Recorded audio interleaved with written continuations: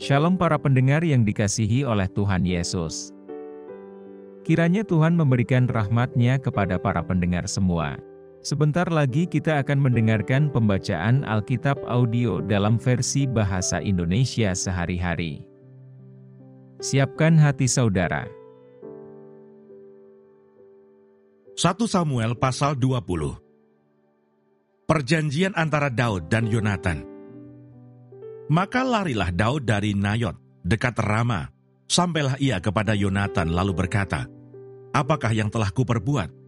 Apakah kesalahanku dan apakah dosaku terhadap ayahmu, sehingga ia ingin mencabut nyawaku?" Tetapi Yonatan berkata kepadanya, "Jauhlah yang demikian itu. Engkau tidak akan mati dibunuh. Ingatlah, ayahku tidak berbuat sesuatu, baik perkara besar maupun perkara kecil, dengan tidak menyatakannya kepadaku. Mengapa ayahku harus menyembunyikan perkara ini kepadaku? Tidak mungkin." Tetapi Daud menjawab katanya, "Ayahmu tahu benar bahwa engkau suka kepadaku. Sebab itu pikirnya, tidak boleh Yonatan mengetahui hal ini, nanti ia bersusah hati. Namun demi Tuhan yang hidup dan demi hidupmu, hanya satu langkah jaraknya antara aku dan maut." Yonatan berkata kepada Daud, "Apapun kehendak hatimu, aku akan melakukannya bagimu." Lalu kata Daud kepada Yonatan, "Kau tahu, besok bulan baru. Maka sebenarnya aku harus duduk makan bersama-sama dengan raja. Jika engkau membiarkan aku pergi, maka aku akan bersembunyi di padang sampai lusa petang.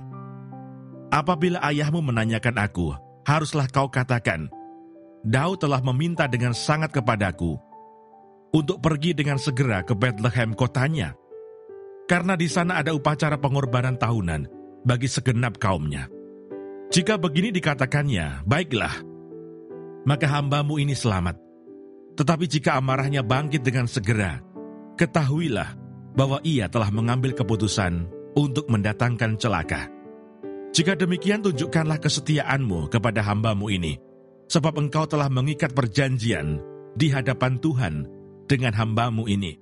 Tetapi jika ada kesalahan padaku, engkau sendirilah membunuh aku. Mengapa engkau harus menyerahkan aku kepada ayahmu?" Tetapi jawab Yonatan, "Jauhlah yang demikian itu. Sebab jika aku ketahui dengan pasti bahwa ayahku telah mengambil keputusan untuk mendatangkan celaka kepadamu, masakan aku tidak memberitahukannya kepadamu?" Lalu bertanyalah Daud kepada Yonatan, "Siapakah yang akan memberitahukan kepadaku apabila ayahmu menjawab engkau dengan keras?" Kata Yonatan kepada Daud, "Marilah kita keluar ke padang." Maka keluarlah keduanya ke padang. Lalu berkatalah Yonatan kepada Daud, "Demi Tuhan Allah Israel, besok atau lusa, kira-kira waktu ini, aku akan memeriksa perasaan ayahku. Apabila baik keadaannya bagi Daud, masakan aku tidak akan menyuruh orang kepadamu dan memberitahukannya kepadamu. Tetapi apabila ayahku memandang baik untuk mendatangkan celaka kepadamu, beginilah kiranya Tuhan menghukum Yonatan, bahkan lebih lagi daripada itu. Sekiranya aku tidak menyatakannya kepadamu dan membiarkan engkau pergi, sehingga engkau dapat berjalan dengan selamat. Tuhan kiranya menyertai engkau seperti ia menyertai ayahku dahulu. Jika aku masih hidup, bukankah engkau akan menunjukkan kepadaku kasih setia Tuhan? Tetapi jika aku sudah mati, janganlah engkau memutuskan kasih setiamu terhadap keturunanku sampai selamanya. Dan apabila Tuhan melenyapkan setiap orang dari musuh Daud dari muka bumi, janganlah nama Yonatan terhapus dari keturunan Daud, melainkan kiranya Tuhan menuntut balas daripada musuh-musuh Daud." Dan Yonatan menyuruh Daud sekali lagi bersumpah demi kasihnya kepadanya, sebab ia mengasihi Daud seperti dirinya sendiri. Kemudian berkatalah Yonatan kepadanya, "Besok bulan baru, maka engkau nanti akan ditanyakan, sebab tempat dudukmu akan tinggal kosong. Tetapi lusa engkau pasti akan dicari. Engkau harus datang ke tempat engkau bersembunyi pada hari peristiwa itu, dan duduklah dekat bukit batu. Maka aku akan memanahkan 3 anak panah ke samping batu itu, seolah-olah aku membidik suatu sasaran. Dan ketahuilah, aku akan menyuruh bujangku, pergilah mencari anak-anak panah itu. Jika tegas kukatakan kepada bujang itu, lihat, anak-anak panah itu lebih kemari, ambillah. Maka datanglah, sebab demi Tuhan yang hidup, engkau selamat dan tidak ada bahaya apa-apa.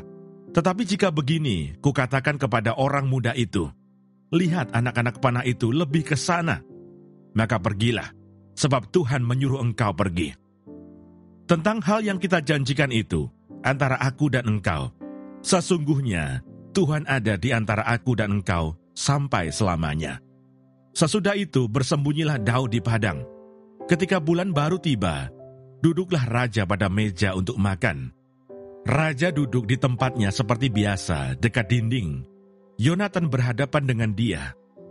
Abner duduk di sisi Saul, tetapi tempat Daud tinggal kosong. Dan Saul tidak berkata apa-apa pada hari itu, sebab pikirnya, barangkali ada sesuatu yang terjadi kepadanya. Mungkin ia tidak tahir. Ya, tentu ia tidak tahir. Tetapi pada hari sesudah bulan baru itu, pada hari yang kedua, ketika tempat Daud masih tinggal kosong, bertanyalah Saul kepada Yonatan anaknya, mengapa anak Isai tidak datang makan, baik kemarin maupun hari ini? Jawab Yonatan kepada Saul, Daud telah meminta dengan sangat kepadaku untuk pergi ke Bethlehem. Katanya, biarkanlah aku pergi, sebab ada upacara pengorbanan bagi kaum kami di kota, dan saudara-saudaraku sendirilah yang memanggil aku. Oleh sebab itu, jika engkau mengasihi aku, berilah izin kepadaku untuk menengok saudara-saudaraku. Itulah sebabnya ia tidak datang ke perjamuan raja. Lalu bangkitlah amarah Saul kepada Yonatan, katanya kepadanya, anak sundal yang kurang ajar, bukankah aku tahu bahwa engkau telah memilih pihak anak Isai, dan itu noda bagi kau sendiri dan bagi perut ibumu. Sebab sesungguhnya, selama anak Isai itu hidup di muka bumi, engkau dan kerajaanmu tidak akan kokoh. Dan sekarang suruhlah orang memanggil dan membawa dia kepadaku, sebab ia harus mati. Tetapi Yonatan menjawab Saul, ayahnya itu, katanya kepadanya, mengapa ia harus dibunuh? Apa yang dilakukannya? Lalu Saul melemparkan tombaknya kepada Yonatan untuk membunuhnya. Maka tahulah Yonatan bahwa ayahnya telah mengambil keputusan untuk membunuh Daud. Sebab itu Yonatan bangkit dan meninggalkan perjamuan itu dengan kemarahan yang bernyala-nyala. Pada hari yang kedua bulan baru itu, ia tidak makan apa-apa, sebab ia bersusah hati karena Daud, sebab ayahnya telah menghina Daud. Pada waktu pagi keluarlah Yonatan ke padang bersama-sama seorang budak kecil, sesuai dengan janjinya kepada Daud. Berkatalah ia kepada budaknya, larilah, carilah anak-anak panah yang kupanahkan. Baru saja budak itu berlari, maka Yonatan melepaskan sebatang anak panah lewat kepala budak itu. Ketika budak itu sampai ke tempat letaknya anak panah yang dilepaskan Yonatan itu, maka berserulah Yonatan dari belakang budak itu, katanya, bukankah anak panah itu lebih ke sana? Kemudian berserulah Yonatan dari belakang budak itu, ayo cepat, jangan berdiri saja. Lalu budak Yonatan memungut anak panah itu dan kembali kepada tuannya. Tetapi budak itu tidak tahu apa-apa. Hanya Yonatan dan Daudlah yang mengetahui hal itu. Sesudah itu, Yonatan memberikan senjatanya kepada budak yang menyertai dia dan berkata kepadanya, pergilah, bawalah ke kota. Maka pulanglah budak itu. Lalu tampillah Daud dari sebelah bukit batu. Ia sujud dengan mukanya ke tanah dan menyembah 3 kali. Mereka bercium-ciuman dan bertangis-tangisan. Akhirnya Daud dapat menahan diri. Kemudian berkatalah Yonatan kepada Daud, pergilah dengan selamat. Bukankah kita berdua telah bersumpah demi nama Tuhan, demikian?